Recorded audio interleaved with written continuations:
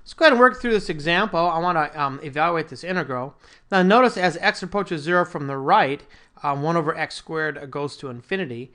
So I have an infinite discontinuity there, so I need to deal with that. This is 0 here. And the way I'm going to work with it is with a limit.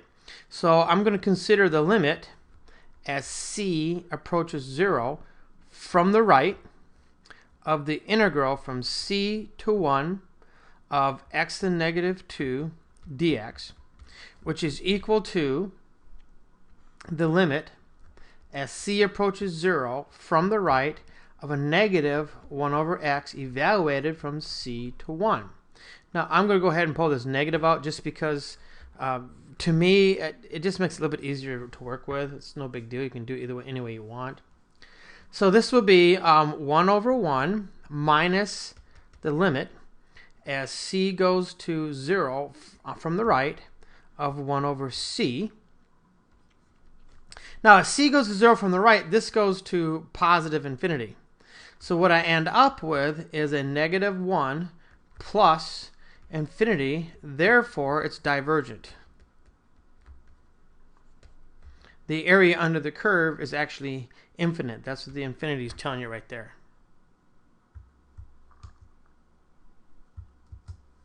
How about this example? I want to go from negative 2 to 2 of 1 over x to the 4th. Well, this is a scenario that in between here, when x is 0, this is undefined. So I'm going to have this infinite discontinuity in between these two bounds. So what I need to do is break this thing up.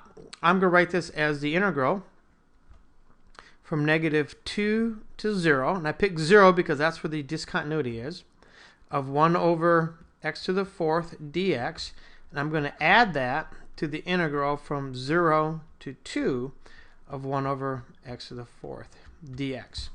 Now this first piece I'm going to simply write as a limit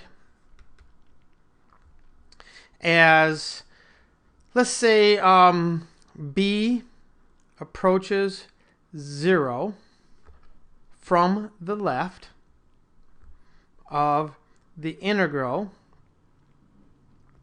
x, from negative 2 to b, x to the negative 4 dx, plus the limit as c approaches 0 from the right of the integral from c to 2 of x to the negative 4 dx. Now I use b and c here. It doesn't really matter. You could use a and d and k and t, whatever makes you happy. But the point is I need these dummy variables in here so I can do this. So this on the left hand side here, I'm going to have the limit as b approaches 0 from the left of, if I take the antiderivative of this, I'm going to have a negative 1 over 3x cubed evaluated from negative 2 to b. And I'm going to add that to the limit as c approaches 0 from the right of, this is the same thing, negative 1 over 3x cubed evaluated from c to 2. So continue work with this. I'll have the limit as b approaches 0 from the left. I'm going to take this negative and pull it out. There we go. Of 1 over 3 times b cubed minus 1 over 3 times the negative 2 cubed. Now I'll go to this one. I'm going to pull this negative out too. Minus, I'm going to end up with, 1 over 3 times 2 cubed minus the limit as c approaches 0 from the right of 1 over 3 times c cubed. Well, here I'll have a negative of, see, as b approaches 0 from the left, b cubed will be negative. approaching 0 but still negative. So this fraction will go to negative infinity. So this would be negative infinity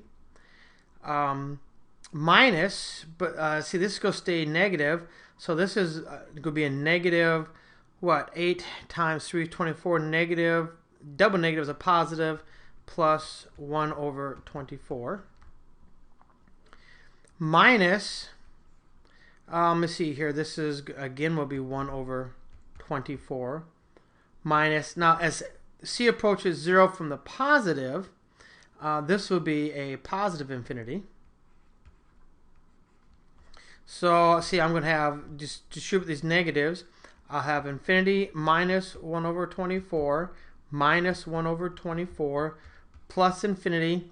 I guess if you actually want to finish this up, although it doesn't make much sense, it's kind of obvious here.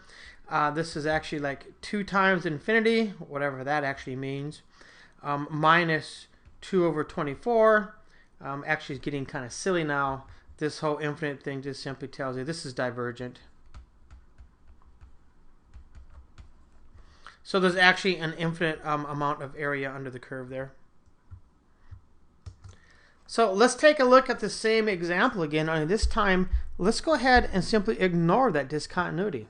If we just integrate this, just be all fat, dumb, and happy, and just kind of cruise through this thing and integrate this thing, I'll have the integral, I'm going to rewrite it as negative 2 to 2 of x to the negative 4 dx. That will be equal to, and again, I'm ignoring this discontinuity, negative 1 over 3x cubed, evaluated from negative 2 to 2. So that's going to be a negative of 1 over 3 times 2 cubed minus 1 over 3 times a negative 2 cubed. Well, this is going to be negative. Let's go stay negative. Double negative is going to end up being a positive. So this is going to end up being a negative 1 over 24 minus 1 over 24. So that's a negative 2 over 24, which is a negative 1 over 12. So ignoring these discontinuities, I actually ended up with negative 1/12. Which is a far cry from an infinite area. So the moral to this story is it's extremely important to take a look at your interval and that you're integrating over and the function and identify any discontinuities. Otherwise, your answer could be absolutely be meaningless and useless.